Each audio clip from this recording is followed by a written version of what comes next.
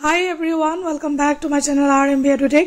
আশা ৰাখিছো আপোনালোক সকলোৱে ভালে আছে আৰু আজিৰ এই ভিডিঅটোত আমি আলোচনা কৰিম হায়াৰ সেকেন্ডাৰী ৰিজাল্ট কেতিয়া দিব।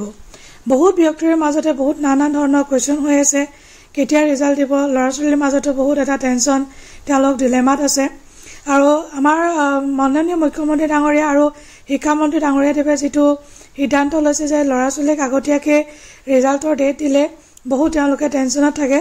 উলুটাই মই কম যে আসলতে ডেটটো দি দিলে ভাল, কাৰণ ডেট এটা দিলে তেওঁলোক ফিক্সড হৈ যায় যে আমুক ডেটতে দিব, সো টেনচনটো অলপ কমে থাকে। এতিয়া এনেকুৱা হৈছে প্ৰত্যেক দিনাই প্ৰত্যেক মুহূৰ্ততে এটা চিন্তা হৈ আছে, এটো টেনচন আৰু বেলেগ ধৰণৰ। আৰু তাৰপিছত এটা মেইন টপিক তোলা হওঁ। সো 30 এপ্ৰিলৰ দিয়াৰ কথা আছে ৰিজাল্ট, আৰু বাই চান্স যদি 30 এপ্ৰিলত নিদিয়ে তেতিয়া শিক্ষামন্ত্ৰী ডাঙৰীয়া দেৱে কৈছে যে মে 1st উইক আৰু 5 তাৰিখৰ ভিতৰত ৰিজাল্ট দিয়াৰ সম্ভাৱনা আছে।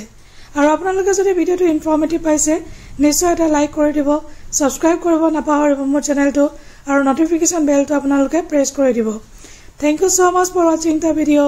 Bye bye and take care everyone.